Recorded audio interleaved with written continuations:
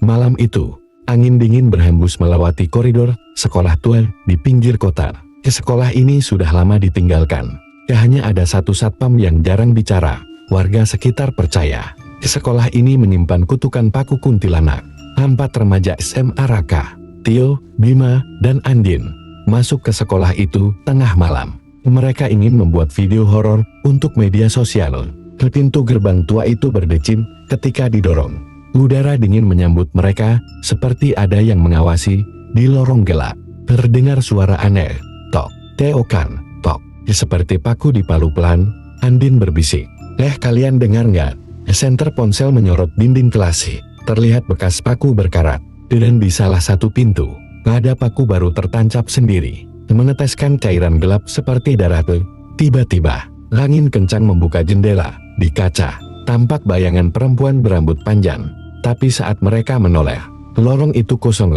Suara ketawa lirik terdengar dari lorong belakang. Mereka mengikutinya, hingga tiba di ruang kepala sekolah. Di atas meja tua, ada palu berkarat, dan paku-paku berserakan di dinding. Tergantung foto lama seorang siswi SMA. Jangan, ambil pakuku. Raka terdiam.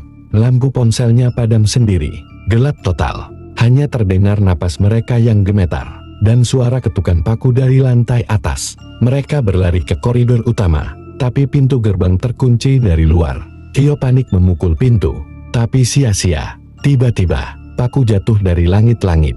Satu paku menancap dekat kaki Raka. Dari toilet wanita, terdengar tangisan lirih. Pintu toilet bergerak perlahan, terbuka sendiri. Senter menyorot, tampak bayangan perempuan melangkah keluar. Kembalikan paku. Lampu ponsel menyala kembali, dan mereka melihatnya. Kuntilanak bergaun putih penuh paku. Wajahnya pucat. Matanya kosong. Tangannya menggenggam paku berkarat. Hidupku, kembali kak paku. Paku-paku di dinding bergetar sendiri. Satu persatu mulai terlepas dan jatuh ke lantai. Mereka berlari sekuat tenaga, hingga tiba-tiba pintu gerbang terbuka sendiri. Mereka keluar dan berlari tanpa menoleh. Malam itu mereka selamat. Tapi saat Raka memutar rekaman di rumahnya, terlihat satu sosok tambahan di belakang mereka. Siswi di foto lama itu tersenyum sambil memegang paku yang sama. Seminggu setelah kejadian di sekolah tua itu, Raka tidak bisa tidur nyenyak. Setiap malam, ia memutar rekaman videonya, dan selalu melihat sosok siswi itu tersenyum sambil memegang paku. Tio, Bima, dan Andin menolak untuk membicarakan malam itu. Mereka ingin melupakan semuanya, tapi Raka merasa ada yang mengikutinya pulang. Suatu malam, saat Raka sendirian di kamarnya, tiba-tiba terdengar suara paku jatuh di lantai. Pelan tapi jelas. Tok tok tok. Nah, kembali kak paku. Raka memutar kepalanya. Di pojok kamarnya, terlihat paku berkarat menancap di lantai sendiri, dan udara kamar jadi semakin dingin. Panik, Raka menelpon Tio. Suaranya bergetar. Tio, dia ada di kamarku. Tapi dari telepon hanya terdengar suara ketukan paku. Keesokan harinya, Raka memutuskan kembali ke sekolah itu sendirian. Dia merasa satu-satunya cara untuk menghentikan ini adalah mengembalikan paku ke tempat asalnya. Sekolah itu masih sepi. Koridor gelap, penuh debu. Raka melangkah ke ruang kepala sekolah. Di atas meja tua, paku-paku itu masih berserakan. Dan di dinding, foto siswi itu tetap tersenyum. Tiba-tiba, pintu ruang kepala sekolah tertutup sendiri. Angin kencang membuat debu berputar di dalam ruangan. Paku-paku di dinding mulai terlepas satu persatu dan mengarah ke tempat Raka berdiri. Raka gemetar. Dia menaruh paku di meja dan mundur perlahan. Tapi dari cermin lemari tua, terlihat bayangan siswi itu berdiri tepat di belakangnya. Kau telah terlambat. Keesokan paginya, satpam sekolah menemukan ponsel Raka di meja kepala sekolah. Layar ponsel itu menampilkan rekaman terakhir. Raka berlari ketakutan, dan di akhir video, terdengar suara paku jatuh, disusul tawa perempuan panjang. 3 hari setelah Raka menghilang, sekolah tua itu kembali menjadi topik hangat di kota kecil mereka. Orang-orang bilang, paku-paku kutukan muncul lagi di lorong utama sekolah. Tio, Bima, dan Andin tidak bisa tidur tenang sejak malam itu. Mereka dihantui rasa bersalah karena meninggalkan Raka sendirian. Tio, kita harus balik. Kita harus cari Raka. Bima, lu gila. Gue nggak mau masuk lagi ke neraka itu. Nandin, tapi kalau kita dim aja, Raka nggak akan pernah kembali. Malam itu, mereka membawa senter, kamera, dan palu besi. Langkah mereka gemetar saat melewati gerbang sekolah yang kembali terbuka sendiri. Koridor sekolah terasa lebih dingin dari sebelumnya. Di dinding lorong, terlihat paku-paku berkarat baru tertancap, seolah ada yang menunggu mereka. Koridor sekolah terasa lebih dingin dari sebelumnya. Di dinding lorong, terlihat paku-paku berkarat baru tertancap, seolah ada yang menunggu mereka. Kalian kembali. Senter Andin berkedip-kedip sendiri, dan di lantai 2, terdengar suara langkah pelan, seperti ada yang berjalan tanpa alas kaki. Bima, itu Raka ya? Tio, gue nggak yakin, tapi kita harus lihat. Mereka menaiki tangga kayu yang berderit di setiap pijakan. Di ujung lorong, tampak bayangan seseorang berdiri membelakangi mereka. Rambutnya panjang, dan di tangannya ada palu dan paku berkarat. Perlahan, bayangan itu menoleh. Bukan Raka, melainkan siswi di foto lama itu. Matanya kosong, mulutnya terbuka perlahan. Kalian tidak boleh pergi. Semua senter mati mendadak. Hanya terdengar suara langkah mendekat dan paku jatuh ke lantai. Tio merasakan hembusan dingin di tengkuknya, dan tawa panjang menggema di seluruh koridor. Lorong itu gelap gulita. Angin malam merayap dari celah jendela yang pecah. Debu beterbangan, menempel di wajah mereka yang basah keringat. Tidak ada suara selain napas ketakutan mereka sendiri. Tio memegang senter yang bergetar di tangannya. Cahaya kecil itu menyapu dinding, menampilkan jejak tangan berdebu seolah ada yang merayap di sana. Bima menelan ludah keras-keras. Mereka mendekati ruang kepala sekolah. Pintu tua itu setengah terbuka. Tampak meja berdebu dan papan tulis yang retak di lantai. Paku-paku berserakan, memantulkan cahaya senter mereka. Andin memungut satu paku. Permukaannya dingin, seperti baru saja diambil dari es. Tiba-tiba, suara langkah kaki cepat terdengar di atas mereka, seolah seseorang berlari di atap kayu sekolah. Tio menoleh ke tangga, kosong. Tapi suara itu masih berputar-putar di atas kepala mereka. Lalu, suara ketukan paku terdengar dari plafon. Tok-tok, tok perlahan, dan berhenti mendadak. Mereka saling pandang. Keringat dingin mengalir di pelipis Bima. Gue nggak tahan lagi. Kita keluar sekarang, katanya gemetar. Tapi pintu keluar di ujung lorong menutup sendiri dengan suara keras. Mereka berlari ke arah tangga. Tapi tiba-tiba lantai kayu di bawah kaki Tio retak. Ia hampir terperosok. Dari celah itu, tercium bau tanah basah dan kayu lapuk. Di lorong atas, terdengar bunyi benda jatuh. Senter mereka menyinari ujung lorong, dan terlihat kursi kayu terbalik sendiri. Debu beterbangan membentuk siluet aneh. Andin berbisik nyaris tak terdengar. Kayak ada yang ngedorong kursi itu. Tak ada jawaban. Hanya suara kayu berderit dari arah kelas paling ujung. Perlahan mereka mendekat. Pintu kelas itu tertutup rapat, tapi dari celah bawah pintu terlihat bayangan kaki seseorang yang bergerak mondar-mandir. Tio memberanikan diri mendorong pintu. Krele, pintu terbuka, kosong. Hanya papan tulis berdebu dan meja-meja berserakan. Mereka mundur perlahan. Tiba-tiba suara benda jatuh dari belakang membuat mereka menoleh. Palu berkarat kini tergeletak di tengah lorong.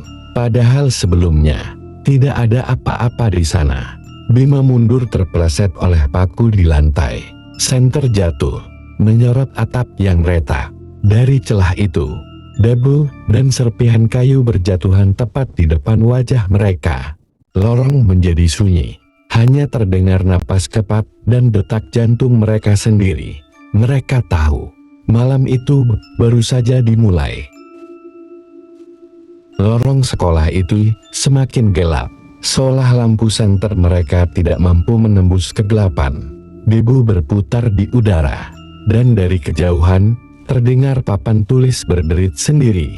Mereka mencoba keluar lagi, tapi pintu gerbang kini benar-benar tertutup rapat. Tio mencoba mengguncangnya, tak bergerak sama sekali. Angin malam membawa bau besi berkarat dan tanah basah. Bima mulai menangis pelan. Gue nggak kuat lagi. Kita bakal mati di sini. Andin menahan tangis. Enggak, kalau kita bareng-bareng, kita bisa keluar. Mereka memutuskan mencari jalan lain lewat ruang bawah tanah. Tangga menuju basemen sempit dan berdebu. Langkah mereka mengeluarkan bunyi kayu berderit panjang. Di bawah sana gelap total. Bau tanah lembab dan karat memenuhi udara. Dindingnya dipenuhi paku-paku berkarat yang menonjol keluar. Seperti ada yang memaku sesuatu di sana, lalu menghilang. Tiba-tiba, suara benda jatuh dari atas kepala mereka membuat semuanya terdiam. Senter menyorot langit-langit. Terlihat celah kayu retak, seperti ada seseorang berjalan di atasnya. Bima mengangkat palu besinya, berjaga-jaga. Langkah mereka pelan, napas tertahan. Di ujung lorong basemen, ada pintu besi kecil, terkunci. Tio menendangnya sekali. Berakak, pintu berkarat itu terbuka. Dan di dalamnya, ruang penyimpanan lama, penuh meja kayu tua, catatan, dan paku berserakan. Di salah satu meja, mereka menemukan buku harian lama. Halamannya lembab dan kusam. Tertulis nama seorang siswi yang sama dengan foto di ruang kepala sekolah. Di buku itu tertulis, "Aku terkunci di ruang kepala sekolah. Mereka memakuku di sini. Tidak ada yang akan menolongku." Tulisan terakhir tergores kuat. "Aku akan kembali." Andin menjatuhkan buku itu. Tiba-tiba, seluruh paku di ruangan bergetar. Beberapa mulai jatuh ke lantai dengan suara nyaring. Suasana menjadi benar-benar mencekam. Tio berteriak, "Lari!" Mereka berlari menembus lorong basemen. Tangga kayu tua bergetar saat mereka naik. Senter berkedip-kedip, hampir mati. Begitu sampai di lantai utama, suara kayu patah terdengar dari belakang. Tangga yang mereka lewati runtuh ke bawah, meninggalkan lubang gelap yang dalam. Koridor kini terasa lebih panjang dari sebelumnya. Di ujungnya, tampak cahaya bulan dari jendela besar. Mereka berlari sekencang mungkin. Tapi tiba-tiba, pintu gerbang menutup lagi di depan mata mereka. Bima mencoba memukul rantai dengan palu. Dan tang, besi itu hanya bergetar, tidak putus. Tio menoleh ke belakang, dan matanya membelalak. Dari kegelapan lorong, paku-paku beterbangan keluar dari dinding. Satu menancap di lantai, satu lagi meluncur melewati telinga Tio. Suasana seperti badai logam di dalam sekolah tua itu. Mereka tiarap, menutupi kepala. Tio meraih palu dan menghantam rantai sekali lagi. Kak, rantai putus. Pintu gerbang terbuka. Seminggu setelah mereka melarikan diri, Tio, Bima, dan Andin merasa lega. Mereka pikir kutukan sekolah itu sudah berakhir. Tapi malam ini, semuanya berubah. Pukul 2 dini hari, Tio terbangun karena bunyi ketukan pelan di jendela kamarnya. Tok tok tok. Ia mengintip. Tidak ada siapa-siapa. Saat ia menoleh ke kamar, di meja belajarnya terdapat satu paku berkarat. Padahal semalam meja itu kosong. Tio gemetar. Kutukan itu mengikutinya pulang. Sementara itu, di rumah Bima, televisi menyala sendiri. Layar penuh dengan gangguan statis, tapi perlahan membentuk koridor sekolah tua. Bima menatapnya kaku, dan di layar, bayangan Raka berjalan ke arahnya. Andin juga terbangun malam itu. Di cermin kamarnya, nama lengkapnya tertulis dengan debu, seolah ada yang menggores dari dalam kaca. Keesokan paginya, mereka bertiga sepakat, ini harus diakhiri malam ini juga. Mereka membawa paku-paku yang muncul di rumah masing-masing dan bersiap mengembalikannya ke sekolah tua itu.